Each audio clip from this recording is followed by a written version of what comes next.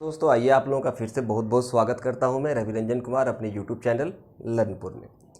इतिहास की जो कड़ी चल रही है प्राचीन भारतीय इतिहास की, उसमें अगला वीडियो आज है महावीर स्वामी या जैन धर्म। इससे पहले हमने बौद्ध धर्म या महात्मा बुद्ध देखे थे और उसी का अगला कड़ी है ये महावीर स्वामी या जैन धर्म।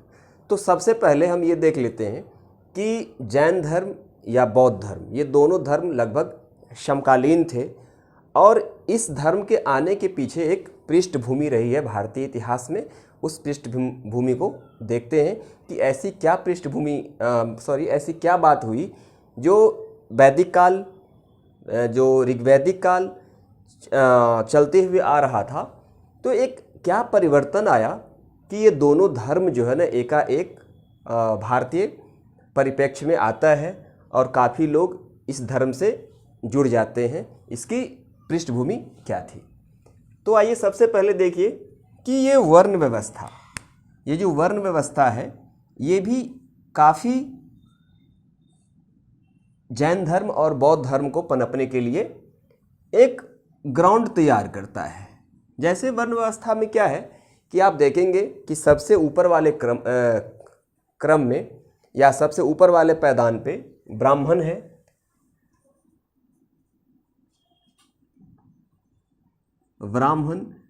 उसके बाद है क्षत्रिय, उसके बाद है वैश्य, उसके बाद है शूद्र। तो इसमें देखेंगे कि ब्राह्मण, क्षत्रिय, वैश्य और शूद्र, जब समाज में परिवर्तन आ रहा था तो क्या था कि वैश्य खेती कर रहे थे, सबको खिला रहे थे वो, तो उनको लग रहा था कि जिस तरीके से समाज बदल रहा है तो उनको भी समाज में एक निश्चित प्रतिष्ठा मिलनी चाहिए। तो कंपटीशन कर रहे थे ऊपर क्षत्रियों से। क्षत्रिय चाह रहे थे कि मैं समाज को सुरक्षा प्रदान कर रहा हूँ, तो मुझे समाज में एक ऊंचा दर्जा प्राप्त होना चाहिए। वो कंपटीशन कर रहे थे ब्राह्मण से। और ब्राह्मण जो पढ़ने पढ़ाने की काम कर रहे थे, वेद की अध्ययन अध्यापन कर रहे थे, उनका मानना था कि जो श्रेष्ठ जो पैदान है उस पर वो काबिज रहे। ये चीज़ें थी। तो ये भी जो है ना एक ग्राउंड तैयार करता है ये धर्म, मतलब महावीर स्वामी या जैन धर्म को लाने के लिए, क्योंकि जैन धर्म में इन चीज़ों का कोई जगह नहीं था। मतलब इन चीज़ों का जगह से मतलब ये है कि जैन धर्म में इन सारी कुरीतियों को अनदेखा करने का प्रयास किया गया, या बौद्ध धर्म या जैन धर्म में। उसके बाद लोहे की खोज ने एक बहुत बड़ा जो है ना समाज में परिवर्तन लेकर के आया। आप जानते हैं कि लोहे की खोज होने के बाद जंगल तेजी के साथ साफ होने लगा, कृषि को बढ़ावा मिलता है। और समझिए कि कृषि को बढ़ावा मिलता है तो उस समय समाज में कृषि करने के लिए आज के तरह तो ट्रैक्टर नहीं है, नई नई यंत्र नहीं है, तो उस समय बैल से कृषि होती थी। तो ये जो वैदिक सभ्यता चलते हुए आ रहा था, उसमें क्या हुआ कि बलि प्रथा थी, तो उसमें बैलों की बलि दी जाती थी। लेकिन यहाँ एकाएक बैलों की आवश्यकता हुई। जब बैलों की आवश्यकता हुई तो ये जो जैन धर्म है, हिंसा पे बल नहीं दे करके अहिंसा की बात करते हैं, मतलब जीव हत्या नहीं करने की बात करते हैं। तो यहाँ जो ये परिस्थिति थी, इसको सपोर्ट करता है लोहे की खोज भी। अब देखिए सिक्के का प्रचलन। सिक्के के प्रचलन के कारण क्या हुआ कि जो व्यापार वाणिज्य मजबूत हुआ।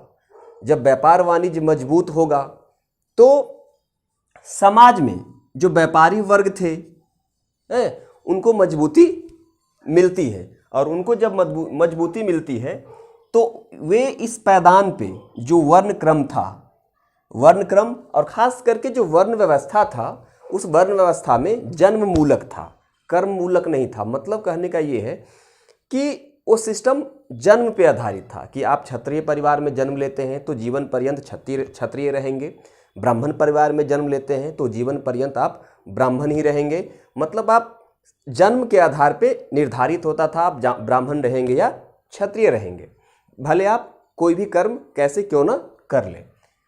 उसके बाद युद्ध अनुरागी सभ्यता, जो इससे पहले वाली सभ्यता थी, युद्ध अनुरागी का मतलब होता है युद्ध से लगाव होना।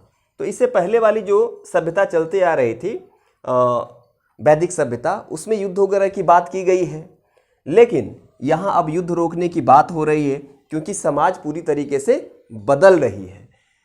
तो कुल मिलाकर के ये जो वर्ण व्यवस्था है, लोहे की खोज है, वर्ण व्यवस्था, लोहे की खोज, सिक्कों का प्रचलन या युद्ध अनुरागी सभ्यता, ये जैन धर्म या बौद्ध धर्म की पृष्ठभूमि तैयार करता है, मतलब एक ऐसा मंच प्रदान करता है जिसमें आकर के ये दोनों धर्म का आना अपरिहार्य हो गया था। यदि मैं कहता हूँ यदि ये धर्म नहीं आता तो तीसरे कोई ना कोई इस तरह का धर्म निश्चित रूप से आता जो समाज की आवश्यकता को आगे बढ़ाता या आवश्यकता को पूर्ति करता।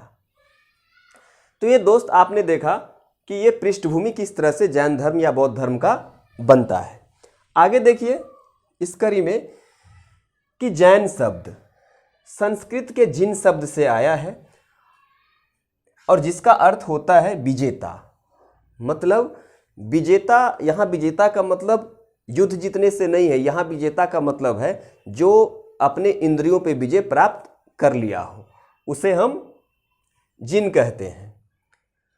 जैन संस्थापकों को तीर्थंकर, जैन जो संस्थापक है, मतलब जो जैन धर्म के संस्थापक जो स्थापित किए थे, उन्हें हम तीर्थंकर कहते हैं, जबकि जैन महात्मा को निर्ग्रंथ कहते हैं। यहाँ देखने वाली बात यह है कि निर्ग्रंथ का मतलब क्या है? निर्ग्रंथ का मतलब है कि बंधन रहित, मतलब जो सांसारिक एक बंधन है उस बंधन से मुक्त हो जाना, किसी तरह का कोई बंधन नहीं, इसको आप समझ सकते हैं। फिर आगे आइए इस कड़ी में कि जैन धर्म में कुल 24 तीर्थंकर हुए। जैन साहित्य के हिसाब से जैन साहित्य बताता है कि जैन धर्म में 24 तीर्थंकर हुए, जिसमें सबसे पहला ऋषभदेव हुए और सबसे अंतिम तीर्थंकर महावीर स्वामी को माना जाता है। अब इससे आगे देखिए पार्श्वनाथ, जो काफ़ी महत्व रखता है जैन धर्म में। तो जैन साहित्य के अनुसार पार्श्वनाथ जो थे वो 23वें तीर्थंकर थे। ये एग्जाम पॉइंट ऑफ व्यू से काफ़ी इम्पोर्टेंट है। ये एग्जाम में पूछ लिया जाता है कि जो पार्श्वनाथ थे ये कितने नंबर के तीर्थंकर थे। उसके बाद इनका जन्म होता है वाराणसी में। वाराणसी में ये पैदा हुए थे। उसके बाद इनके पिता का नाम था अश्वसेन। इनके पिता का नाम था, पार्श्वनाथ के पिता का नाम था अश्वसेन। और एक चीज़ जो सबसे इम्पोर्टेंट है यहाँ पार्श्वनाथ से संबंधित, जहाँ से क्वेश्चन आता है, वो है कि पार्श्वनाथ को ज्ञान की प्राप्ति कहाँ हुआ। तो ये आप ध्यान में रखेंगे कि पार्श्वनाथ को ज्ञान की प्राप्ति संवेद नामक पर्वत पे हुआ था। उसके बाद आगे आइए, इससे भी एक महत्वपूर्ण चीज़ है कि पार्श्वनाथ ने 4 शिक्षा दिए हैं। पार्श्वनाथ की 4 शिक्षा है जो जैन धर्म में काफ़ी महत्व रखता है। और आगे आपको बताऊंगा कि ये 4 शिक्षा में 5वां शिक्षा जो है ना महावीर स्वामी जोड़ते हैं, जो ब्रह्मचर्य का है। तो देखिए ये 4 शिक्षाएं कौन कौन है। सबसे पहले सत्य, मतलब सत्य बोलना, असत्य से जो है दूरी बना करके रखना। अहिंसा, मतलब किसी तरह की जो है ना अहिंसा, किसी तरह की हिंसा नहीं करना, मतलब वचन से कर्म से हिंसा नहीं करना। औस्तेय, औस्तेय का मतलब होता है चोरी नहीं करना। और अपरिग्रह, अपरिग्रह का मतलब होता है धन का संचय नहीं करना, मतलब जितना आपके पास आज है उसे आज जो है ना खपत होना चाहिए, मतलब धन के संचय की बात जैन धर्म में बिल्कुल नहीं है। तो कुल मिलाकर के अभी हम देख लिए कि जैन धर्म की पृष्ठभूमि और जैन धर्म के बारे में कुछ देखे, और यहाँ देखे पार्श्वनाथ। अब आइए हम आगे देखते हैं, इससे आगे अब देखिए महावीर स्वामी के बारे में। अब हम देखेंगे कि महावीर स्वामी के बारे में। अभी तो हम लोग देख रहे थे कि पृष्ठभूमि कैसी रही जिसके कारण जैन धर्म और बौद्ध धर्म भारतीय सभ्यता में आई। अब महावीर स्वामी का जन्म 599 ईसा पूर्व वैशाली के कुंडाग्राम में हुआ था। वैशाली में एक कुंडाग्राम नामक जगह है, वहाँ पर महावीर स्वामी का जन्म हुआ। ये थोड़ा आपको लगेगा कि 599 ईसा पूर्व, तो कहीं कहीं आपको जो पुरानी NCERT उसे 540 ईसा पूर्व है, लेकिन अब जो नई वाली NCERT उसे 599 ईसा पूर्व है। इसको आप एक बार देख लीजिएगा सही से, 599 ईसा पूर्व। तो ये जो एग्जाम ऑफ पॉइंट व्यू से ये कुंडाग्राम काफ़ी इम्पोर्टेंट है, तो इसको आप थोड़ा याद रखेंगे। इनके पिता का नाम सिद्धार्थ था, जो ज्ञात्रिक संघ से थे या ज्ञात्रिक कुल से थे। ये आपको पेपर में कभी कभी आपको यहीं से डायरेक्ट सीधे से पूछ देता है कि जो महावीर स्वामी के पिता थे सिद्धार्थ, वो किस संघ से थे, तो यात्रिक संघ से थे। उनकी माता का नाम त्रिशला था और उनकी माता लिच्छवी गणराज्य से थी। ये भी इम्पोर्टेंट है, इसको भी थोड़ा ध्यान में रखिएगा। त्रिशला और लिच्छवी गणराज्य से चेटक की बहन थी, जो चेटक राजा थे उनकी वो बहन थी। और महावीर स्वामी का बचपन का नाम वर्धमान था। जैसे आपको कभी कभी देखने को मिल जाएगा वर्धमान महावीर, तो जो बाद में महावीर जब ज्ञान की प्राप्ति हुई तो महावीर हुए, और बचपन का नाम वर्धमान, तो कभी कभी जोड़ करके नाम आपको देखने को मिल जाएंगे वर्धमान महावीर। पत्नी का नाम यशोदा, ये भी याद रखिएगा। और ये जो यशोदा थी ये महावीर स्वामी की पत्नी थी। कभी कभी ये आता है आपको कि महावीर स्वामी की पत्नी और गौतम बुद्ध की पत्नी में थोड़ी सी कन्फ्यूजन, तो यहाँ जो है ना याद रखिएगा, थोड़ा सा ट्रिक है कि यशोदा जो थी महावीर स्वामी की पत्नी और गौतम बुद्ध की पत्नी का नाम यशोधरा। तो ये देखिए बुद्ध तो छोटा नाम है, तो इनके पत्नी का नाम थोड़ा बड़ा है। और ये देखिए महावीर स्वामी, तो महावीर महावीर ये लंबा नाम है, तो इनकी पत्नी का नाम छोटा है ना। तो लंबा वाले नाम वाले का पत्नी का नाम छोटा, और छोटा नाम वाले व्यक्ति की पत्नी का नाम थोड़ा बड़ा है। तो ये थोड़ा सा ट्रिक था बताना, आप इसको ऐसे याद रखिएगा। 12 वर्ष की कठिन तपस्या के पश्चात जाम्भी ग्राम, ये थोड़ा याद रखिएगा। 12 वर्ष की कठिन तपस्या के बाद जाम्भी ग्राम के नज़दीक रिजुपालिका नदी के तट पर साल वृक्ष के नीचे कैवल्य मतलब पूर्ण ज्ञान की प्राप्ति हुई। तो यहाँ थोड़ा कोरिलेट करिए, चीज़ों को कोरिलेट करना सीखिएगा, तो जो तथ्य होता है आपको लंबे समय तक याद रहेगा।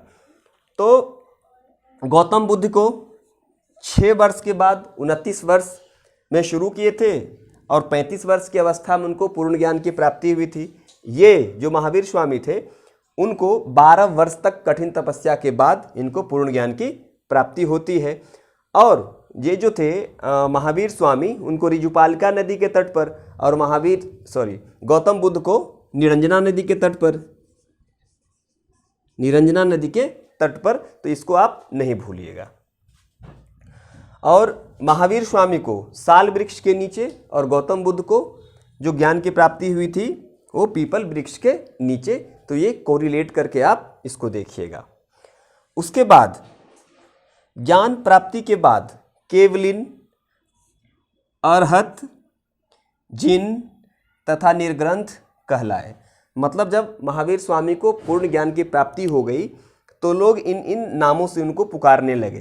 केवलिन, अरहत का मतलब योग्य होता है, जिन का मतलब विजेता होता है। अभी आपको बताया था कि जिन का मतलब होता है विजेता, और ये विजेता इसमें यह है कि जो अपने इंद्रियों पे पूर्ण रूप से विजय प्राप्त कर लिया हो। निर्ग्रंथ का मतलब होता है बंधन रहित, मतलब संसारिक रूपी जो बंधन है इनसे ये मुक्त हो गए थे। इनका प्रथम शिष्य जामिल हुए। ये एग्जाम पॉइंट ऑफ व्यू से काफ़ी महत्वपूर्ण है, पूछ दिया जाता है महावीर स्वामी के प्रथम शिष्य का क्या नाम था, तो जामिल, ये आप याद रखिएगा।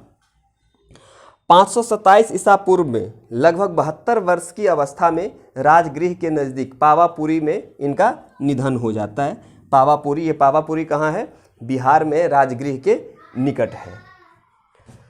महावीर स्वामी ने जैन धर्म में 5वां महाव्रत जोड़ा।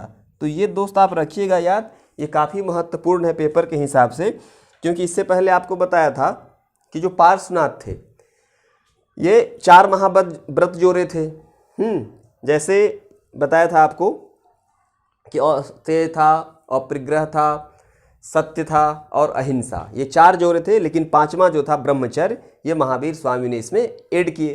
तो एक बार देख लीजिए, इनका जन्म 599 कुंडा ग्राम में, इनके बचपन का नाम इनके पिता का नाम सिद्धार्थ या यात्रिक कुल के थे, माता का नाम त्रिशला लक्ष्मी गणराज की थी, चेटक की बहन।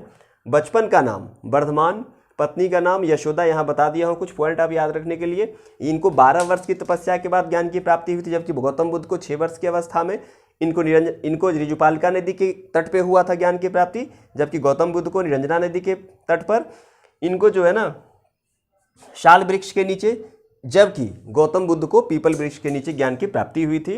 तो थोड़ा कोरिलेट करके पढ़िएगा। ज्ञान प्राप्ति के बाद इनको इन नामों से जाना गया। तो इनका मतलब क्या होता है, जो ब्रैकेट में इसको भी याद रखिएगा। और इनका प्रथम शिष्य जामिल हुए और 72 वर्ष की अवस्था में राजगृह के नज़दीक पावापुरी में इनकी निधन हो जाती है। अब आइए इसको थोड़ा आगे हम और देखते हैं। आइए देखिए आगे कि महावीर स्वामी ने वेदों को अपौरुषेयता स्वीकार करने से इनकार कर दिए तथा धार्मिक सामाजिक पाखंडों का विरोध किया। कहने का मतलब ये है कि महावीर स्वामी ने बिल्कुल नकार दिए कि जो वेद है बिल्कुल पूरी तरीके से सही है। उन्होंने बोला कि जो वेदों के अंदर जो सामाजिक या जो धार्मिक पाखंड है वे स्वीकार नहीं किया जाना चाहिए, उसका विरोध निश्चित रूप से होना चाहिए, कहीं न कहीं विरोध होना भी आवश्यक था। तो इन्होंने वेदों की अपौरुषेयता को अस्वीकार कर दिया।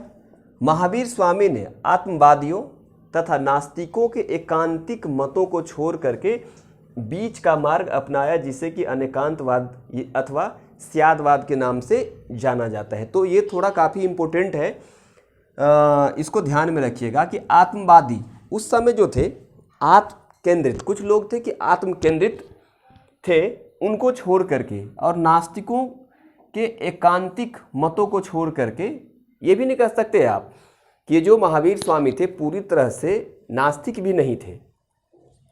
तो इनको छोड़ करके इन्होंने बीच का रास्ता निकाला, मतलब बीच का मार्ग अपनाया, जिसे अनेकांतवाद अथवा स्यादवाद के नाम से जाना जाता है।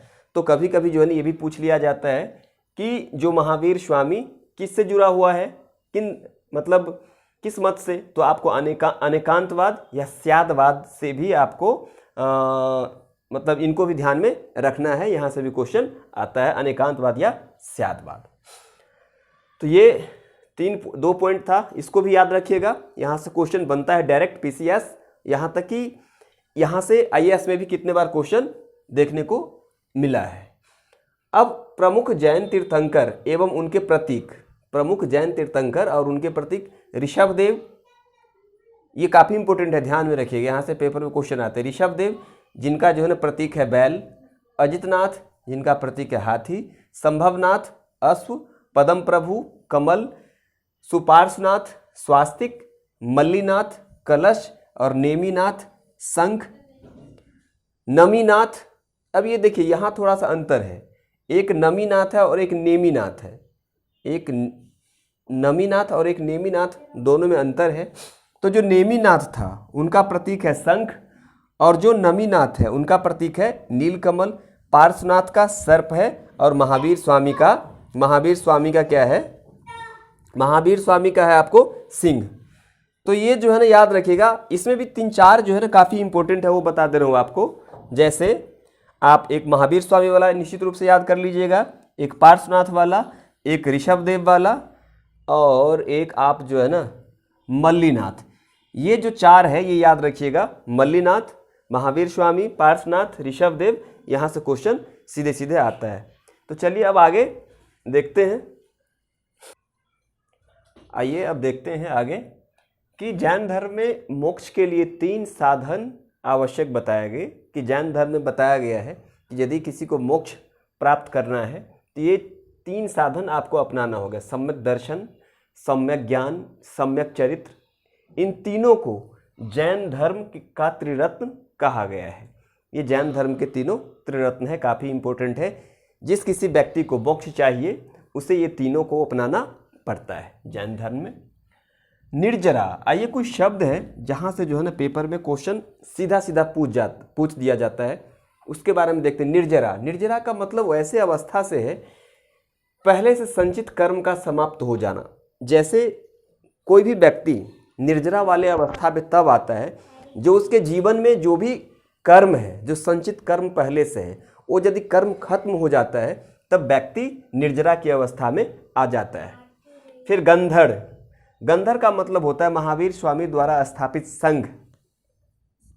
महावीर स्वामी जो संघ स्थापित किए थे उसे गंधर कहा जाता है। इसमें 11 प्रमुख अनुयायी थे, इसको ध्यान रखिएगा। 11 कभी कभी पूछ दिया जाता है कितने अनुयायी थे, तो उसमें 11 अनुयायी थे, फॉलोवर्स थे। महावीर स्वामी की मृत्यु के पश्चात सुधर्म जैन धर्म या जैन संघ का प्रथम अध्यक्ष बना। यह भी इम्पोर्टेंट है कि जब महावीर स्वामी अपना शरीर को त्याग दिए तो सुधर्म को सभी लोगों के विचार के बाद इनको बनाया गया था अध्यक्ष। कालांतर में जैन धर्म 2 भागों में बंट जाता है। ये जैन धर्म के लिए ये काफ़ी एक इम्पोर्टेंट या काफ़ी महत्वपूर्ण समय था जब कुछ विरोध जो है ना, विरोध का स्वर आपस में उठने लगता है, जिसके कारण 2 व्यक्तियों ने मिलकर के जैन धर्म को 2 भागों में बांट देता है, एक श्वेतांबर और एक दिगंबर। तो श्वेतांबर का मतलब होता है जो श्वेत वस्त्र धारण करते हैं, सफ़ेद वस्त्र धारण करते हैं, और दिगंबर का मतलब होता है जो नग्न रहते हैं, और उनके कहने का मतलब जो संसार है यही उनका वस्त्र है। तो स्थूल भद्र के अनुयायी को श्वेतांबर कहा गया, ये श्वेत वस्त्र धारण करते थे, और भद्रबाहु के अनुयायी जो थे उसे दिगंबर कहा गया। ये निश्चित रूप से आप याद रखिएगा दोस्त, यहाँ से क्वेश्चन निश्चित रूप से पूछा जाता है। स्थूल भद्र के अनुयायी श्वेतांबर और भद्रबाहु के जो अनुयायी थे वो दिगंबर कहलाए। प्रथम जैन सभा 4वीं शताब्दी ईसा पूर्व में हुआ पाटलिपुत्र में।